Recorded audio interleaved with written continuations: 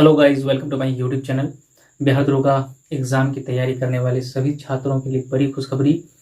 जिनको भी इंतज़ार था बिहार दरोगा भर्ती की, तो बिहार में नई वैकेंसी आ चुकी है। भले सीट थोड़ी कम है, लेकिन फाइनली जो है ये वैकेंसी आ चुकी है। हाँ तो दोस्तों, इस वीडियो में मैं बताऊंगा कि क्या आपका योग्यता होना चाहिए इस फॉर्म को भरने के लिए, क्या उम्र सीमा होना चाहिए, मिनिमम एज क्या है, क्वालिफिकेशन क्या होना चाहिए, और साथ में आपका फिजिकल के लिए जो है कि इस कितना हाइट चाहिए, कितना चेस्ट चाहिए, तो सारा कुछ मैं यहाँ पे आप लोगों को बताऊंगा। ठीक है, पूरी जानकारी दूंगा, क्योंकि दोस्तों मैं इस प्रक्रिया से गुजरा हुआ हूँ। पिछले बार जो वैकेंसी आई थी उसमें मेरा मेरिट से रह गया था, तो यानी कि बहुत दूर तक मैं पहुंचा था, लेकिन 2-2.5 नंबर के कारण जो है मेरा जो है मेरिट नहीं बन पाया था। तो सबसे पहले हम लोग यहाँ पे कुछ बेसिक जानकारी है वो देख लेते हैं। तो सबसे पहले तो आपको जानना है कि सीट कितनी है। तो सीट है 1288। ठीक है, यानी कि पोस्ट है 1288 पोस्ट, जो कि पिछले वैकेंसी के अगर वनिस्पत देखा जाए तो ये बिल्कुल 50% मतलब 50% कह सकते हैं, क्योंकि पिछली बार 2400 कुछ वैकेंसी था। ठीक है, 2400 समथिंग वैकेंसी था, तो आप कह सकते हो कि जो पिछले बार की वैकेंसी थी उससे बिल्कुल आधा कर दिया गया है। तो आप सोच ही सकते हैं कि कितना ज्यादा सीट की संख्या घटेगी, इसका मतलब कंपटीशन और हाई होगा। और हम पिछले वैकेंसी की अगर बात करें तो पिछले वैकेंसी में जितने फॉर्म डाले गए थे, इस बार उससे ज्यादा ही फॉर्म डाले जाएंगे। तो दोनों तरफ से यहाँ पे जो है ना बहुत ही ज्यादा कहें तो नेक टू नेक जो है यहाँ पे आपका कंपटीशन होने वाला है, बहुत ज्यादा कंपटीशन होने वाला है। तो इसलिए अभी से कमर कस लीजिए एक नई जंग के लिए। ठीक है, अगर आपको एक सीट अपने नाम करना है तो देखिए ये आएगा कब फॉर्म, तो ये अक्टूबर में आएगा, जब भी आ जाए फर्स्ट वीक सेकंड वीक। तो ये अक्टूबर में आएगा। अक्टूबर में आएगा तो आपको फॉर्म भरने के लिए लगभग 1 महीने का टाइम देता है, तो 1 महीने में आपको फॉर्म भरना है। ठीक है, तो आप अभी से लग जाइए एग्जाम के लिए। अगर आप सोच ही रहे हैं कि नहीं है मतलब मुझे दरोगा बनना है, यानी कि कांधे पे आपको अगर सितारा चाहिए, स्टार चाहिए, तो अभी से आपको लग जाने की जरूरत है। ठीक है, अगर योग्यता की बात करें, एलिजिबिलिटी की बात करें, योग्यता की बात करें, तो ये आपको जो है ग्रेजुएशन मांगता है। मिनिमम जो है ग्रेजुएशन आपका होना चाहिए, यानी कि स्नातक होना चाहिए। आप चाहे कोई भी सब्जेक्ट से हो, कोई भी स्ट्रीम से हो, चाहे वो बीए, बीकॉम, बीएससी या फिर बीटेक हो। ठीक है, सारे लोग फॉर्म को भर सकते हैं। यहाँ पे कुछ नोट में लिखा गया है, उसको देखिए कि फॉर्म फिलअप के लास्ट डेट से पहले आपका जो है रिजल्ट आ जाना चाहिए। आपका रिजल्ट आ जाना चाहिए, यानी कि आपका रिजल्ट ऑलरेडी हुआ होना चाहिए। अपेयरिंग वाला कोई यहाँ पे रूल नहीं है। ठीक है, यानी कि फॉर्म फिलअप होने से पहले, यानी कि लास्ट डेट है तो उससे पहले आपका रिजल्ट आ जाना चाहिए। ठीक है, चाहे आप कहीं से भी ग्रेजुएशन कर रहे हो। ठीक है, और देखो उम्र सीमा क्या है। तो उम्र सीमा यूआर मतलब अनरिजर्व कैटेगरी के लिए जो है, अनरिजर्व के लिए और ईडब्ल्यूएस के लिए 20 से जो है 37 वर्ष जो है उम्र यहाँ पे रखा गया है। ठीक है, तो अच्छा खासा उम्र का यहाँ पे दायरा है। तो आप आराम से जो है मतलब बहुत टाइम, अगर जिनका उम्र भी हो गया है वो भी भर सकते हैं इस वैकेंसी को। उसके बाद बीसी और ईबीसी, बीसी ईबीसी के लिए जो है 20 से 40 साल तक जो है ये फॉर्म भर सकते हैं। यहाँ अगर देखा जाए तो 3 साल का जो है यहाँ पे 3 वर्ष का जो है एज में छूट है बीसी और ईबीसी को। यानी कि बीसी बोले तो बीसी इसको बोला जाता है BC2, ईबीसी यानी कि BC1। ठीक है, और SC ST की बात करें तो ये 20 से 42 साल तक, यानी कि यहाँ पे 5 वर्ष का छूट जो है उम्र में मिला हुआ है SC ST को। ठीक है, फॉर्म फिलअप के लिए जो है कितना फी लगेगा, तो जो जनरल है, ईडब्ल्यूएस है या फिर ओबीसी, इनको 600 से 700 रुपया लगेगा। ओबीसी में यहाँ पे ओबीसी ईबीसी सब आ जाता है। ठीक है, ओबीसी मतलब BC1 BC2 दोनों आ जाता है यहाँ पे। तो इन सबको जो लगेगा वो 600 से 700 के आसपास रहने वाला है। पूरा कंफर्म नहीं है, हो सकता है 650 हो, 700। ठीक है, ST SC या फिर फीमेल जितने भी हैं, कोई भी कैटेगरी की महिलाएं, उनको 400 रुपये यहाँ पे देने होंगे फॉर्म फिलअप के लिए। ठीक है, तो फॉर्म फिलअप के बारे में बताया कि अक्टूबर में आपका आने वाला है। ठीक, एग्जाम देखिए दोस्तों, एग्जाम क्या क्या रहने वाला है। तो एग्जाम में सबसे पहले तो रिटन एग्जाम की बात करते हैं। तो एग्जाम में जो है ना पहला एग्जाम होता है पीटी या फिर प्री एग्जाम होता है। ठीक है, जिसमें आपको जो है 100 क्वेश्चन पूछे जाते हैं। प्री एग्जाम होता है यहाँ पर भी जो सारे ही जो जीएस के टॉपिक होते हैं, जीके जीएस वगैरह यहाँ पे रहते हैं, या फिर जीएस का पेपर ही इसको कह सकते हैं।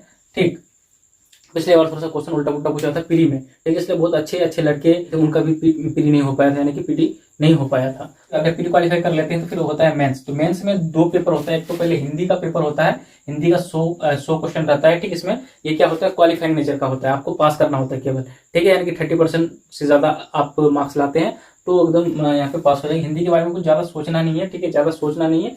जब मेंस होगा ना, मेंस से पहले आपको मतलब 15-20 दिन पहले आपको 10th लेवल का कोई भी हिंदी ग्रामर पढ़ लेना है, ठीक है। इससे ज्यादा कुछ नहीं है, आराम से 30% मार्क्स आ जाता है। बहुत मतलब मैंने दिया है तो मुझे पता है, ठीक है, या फिर आप लोग भी दिए होंगे पिछले बार तो पता होगा, ठीक है। मेंस में उसके बाद आता है जीएस पेपर, ठीक है, जीएस पेपर आता है जिसमें यहाँ पे भी 100 क्वेश्चन पूछा जाता है और यही इसी पेपर में जो है जीएस का पेपर, जो मेंस का जीएस का पेपर होता है, इसी के आधार पर आपका मेरिट बनता है, ठीक है, इसी के आधार पर आपका मेरिट बनता है, ठीक है। इसके बाद आ जाता है फिजिकल। देखो यहाँ पे मैथ वगैरह भी पूछा जाता है। देखो मैं पूरा सिलेबस की बात अभी नहीं करूंगा, अभी जो है आपको जल्दी जल्दी जो है सारी चीजें बता देता हूँ। जो इसके विषय वगैरह हैं या फिर जो सब्जेक्ट वगैरह जहाँ से क्वेश्चन ज्यादा पूछे जाते हैं ये, या फिर किस पे आपको ज्यादा फोकस करना चाहिए, इसके लिए मैं सेपरेट वीडियो बनाऊंगा, ठीक है। तो पीईटी में देखते हैं फिजिकल एफिशिएंसी टेस्ट क्या होता है। तो इसमें जो है आपको रनिंग होता है, रनिंग, ठीक है। रनिंग के बाद जो मतलब जो बिहार पुलिस में होता है वो सारा चीज यहाँ पे होता है, लेकिन बिहार पुलिस में जो है फिजिकल में नंबर दिए जाते हैं, बट यहाँ पे नंबर नहीं दिया जाता, आपको यहाँ पे क्वालिफाई करना होता है। तो रनिंग है 1600 मीटर का, आपको करना है 6.5 मिनट में। उसके बाद हाई जंप है मिनिमम 4 फीट लड़कों के लिए, ठीक है, और लॉन्ग जंप है 14 फीट, ठीक है, लॉन्ग जंप है 14 फीट। शॉर्ट पुट भी जो है आपको 16 फीट फेंकना है, गोला जो फेंका जाता है वो 16 फीट फेंकना है। तो ये 4 प्रक्रिया से गुजरना पड़ेगा आपको जब आप क्या क्वालिफाई कर लेंगे, मेंस का दोनों पेपर क्वालिफाई कर लेंगे, ठीक है। तो ये आपका फिजिकल है। उसके बाद अगर हम बात करें जो फॉर्म भरने के लिए आपको जो हाइट में क्या दायरा रखा गया है, तो जो यूआर यानी कि अनरिजर्व है, ईडब्ल्यूएस और बीसी जो है यानी कि ओबीसी यानी कि बीसी टू इसको कहते हैं, तो 165 सेंटीमीटर रखा गया है, ठीक है। उसके बाद एसटी, एससी या फिर ईबीसी जिसको बीसी 1 कहते हैं, ठीक है, बीसी 1 इनको 160 सेंटीमीटर, पिछले वैकेंसी इससे हुआ है, ठीक है। जो ईबीसी को जो छूट मिला हुआ है ये पिछले वैकेंसी से मिला हुआ है, इससे पहले 165 ही था, ठीक है। तो 160 सेंटीमीटर है, तो आराम से जो जिसका हाइट कम है, क्योंकि मैं भी इससे पहले नहीं भर पा रहा था क्योंकि मैं ईबीसी कैंडिडेट हूँ, तो पिछले बार मैंने फर्स्ट अटेम्प्ट था मेरा और फर्स्ट अटेम्प्ट में ही वहां तक मैं पहुंचा था, लेकिन 2-2.5 मार्क्स के कारण जो है मेरा मेरिट नहीं बन पाया था, ठीक है। तो उसके बाद हम बात करते हैं यहाँ पे ऑल फीमेल का जो है 155 होना चाहिए, 155 सेंटीमीटर होना चाहिए, ठीक है। चेस्ट की बात करें यूआर, ईडब्ल्यूएस, बीसी, ईबीसी जो भी है सबके लिए जो है 81 सेंटीमीटर मिनिमम होना चाहिए आपका चेस्ट। नॉर्मल जो नॉर्मल होता है बिना फुलाए जब नॉर्मल मुद्रा में, तो कितना होना चाहिए, 81 सेंटीमीटर होना चाहिए। और आपको 5 सेंटीमीटर फुलाना है, तो 81 है तो कम से कम 85, 81 है तो आपका कम से कम 86 सेंटीमीटर फुला के होना चाहिए। एक्सटेंड जब करते हैं, सांस भरते हैं, तो फुला के कम से कम कितना होना चाहिए, 86। ये कम से कम है, 81 कम से कम। आपको 82, 83, 84, 85 हो सकता है, यहाँ 5 सेंटीमीटर की जगह पे आप हो सकता है 6 सेंटीमीटर, 7 सेंटीमीटर भी आपका चेस्ट फुले, तो उससे कोई दिक्कत नहीं है, ठीक है। अगर एसटी एससी की बात करें तो यहाँ पे 79 है, 79 मिनिमम और 84 जो है फुलाने के बाद, यानी 5 सेंटीमीटर दोनों ही सभी कैंडिडेट को 5 सेंटीमीटर जो है चेस्ट को एक्सटेंड करने की जरूरत है, फुलाने की जरूरत है, ठीक है। तो ये पूरा का पूरा जो हो गया आपका, जो कुछ मेन चीज था वो चीज मैंने यहाँ पे आप लोगों को बता दिया, ठीक है। तो अक्टूबर में वैकेंसी आ रही है, तो आपको अभी से लग जाना है, क्योंकि दोस्तों बहुत ज्यादा कंपटीशन यहाँ पे हाई है, तो सब चाहते हैं कि मतलब दरोगा बने, एसआई बने, ठीक है। तो यहाँ पे बहुत ज्यादा फॉर्म गिरने की भी संभावना है, तो बहुत ज्यादा कंपटीशन रहने वाला है, खास करके इस बार। तो मुझे लगता है कि पिछले बार मेंस की अगर हम बात करें तो लगभग जहां तक 75 से प्लस जो क्वेश्चन सही किए थे, मतलब उसको कट उठ के आ रहा था, उनका मेरिट बना था, ठीक है। मतलब बात करें तो 152, 55, 160 लगभग जो 80 क्वेश्चन तक जो है बच्चे सही किए थे उनका मेरिट बना था, ठीक है। तो इस बार कम से कम 85, क्योंकि सीट इतना कम है तो कम से कम समझ लीजिए ना 85 क्वेश्चन आपको सही करने, मतलब निगेटिव कटने के बाद, क्योंकि 1/10 जो होता है निगेटिव होता है, यानी कि 10 गलती करोगे तो एक सही आपका खत्म हो जाएगा, मतलब एक सही वाला नंबर आपको नहीं मिलेगा, 10 गलती करोगे तब। तो यहाँ पे अटेम्प्ट तो बढ़ चढ़ के लेना ही होता है, ठीक है। मैं यहाँ पे बोला था कि कुछ टिप्स दूंगा, तो यहाँ पे दोस्तों आपको अभी से थोड़ी बहुत जो है एनसीईआरटी वगैरह जो है आपको पढ़ने की जरूरत है, क्योंकि क्वेश्चन आपको उतना हलवा वाला क्वेश्चन मिलेगा नहीं।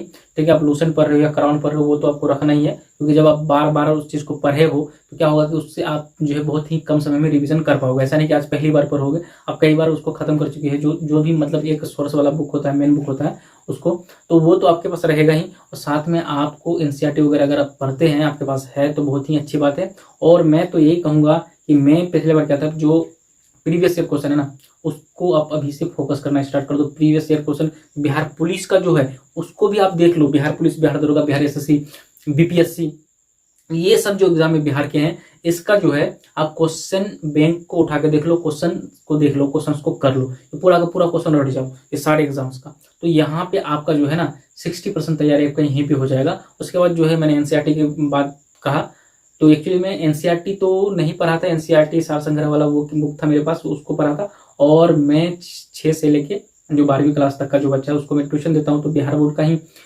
जो बुक आता है टेक्स्ट बुक, बिहार का टेक्स्ट बुक, उसको मैं पढ़ाता रहता हूँ। तो मेरा क्या होता है कि मेरा उससे भी रिवीजन होता है। तो यहाँ पे एनसीईआरटी मोस्ट है। मैंने बहुत ज्यादा तैयारी नहीं किया था, मेरी बात सुनिए आप, एक सेट में दिन में लगाता था एक सेट, अब सोचिए, और केवल रात में 6 से 10 यानी कि 4 घंटे, इसके अलावा मेरा बस कोचिंग में ही टाइम जाता था। उसके बाद भी मेरा रिजल्ट आया था, फाइनल भले नहीं हो सका, मैं फाइनली दरोगा नहीं बन सका, लेकिन वहां तक पहुंचा था। ठीक है, उतना दूर तक पहुंचा था तो पहली बार में ही, तो ये बहुत ही खुशी की बात तो नहीं कह सकते हैं, लेकिन फिर भी जो है एक कॉन्फिडेंस आता है कि नहीं भाई फर्स्ट बार में ये कर दिया तो सेकंड बार में थोड़ा सा और ज्यादा मेहनत करूंगा तो हो सकता है कि मैं दरोगा बन जाऊँ। ठीक है, तो थोड़ा सा आत्मविश्वास भी आपके अंदर में होना चाहिए। तो ठीक है, जो मैंने क्वेश्चन बैंक वाली बात बताया तो उसको आप जरूर से कर लेना यार, क्वेश्चन बैंक से बहुत ज्यादा आपको मदद मिलेगा। तो फिर आप जो है Bihar police, Bihar SSC, BPSC और बिहार दरोगा, जो ये सारे एग्जाम हुए हैं बिहार में, इसका जो है क्वेश्चन बैंक आप लीजिए और अच्छे से अभी करना स्टार्ट करिए। जब तक फॉर्म भरेगा तब तक आपको इतना काम कर लेना है, समझे, जब तक आपका फॉर्म मतलब लास्ट डेट तक ये काम आपको कर लेना है। उसके बाद आप न्यू सेट लीजिए, सेट बनाइए, और जो भी आप बुक पढ़ना चाहते हैं सबसे मस्ट है कि आप जो है घटना चक्र जो है जो आता है उसको कर लें, बहुत बढ़िया। मतलब ये सारा तो मैंने बताया, उसके बाद आपको घटना चक्र करना है, एक सोर्स बुक रखना, ज्यादा कुछ नहीं पढ़ना है आपको। एनसीईआरटी मैंने बताया और जो प्रीवियस ईयर क्वेश्चन बताया, उसके बाद में क्या बताया कि जो आपका लूसेंट कराउन कोई भी आपका एक बुक जो है उसको रिवीजन आपको करते रहना है। उसके बाद आपको जो क्वेश्चन करना है किससे करना है, वो करना है घटना चक्र से। ठीक है, तो इतना आप कीजिए, बहुत ही ज्यादा आपको मतलब बहुत ही अच्छा बेनिफिट आपको मिलेगा, ऑब्वियसली जो है आपका एग्जाम भी निकलेगा। तो दोस्तों इस वीडियो को यहीं पे हम लोग समाप्त करते हैं, अगला वीडियो आएगा बहुत ही जल्द।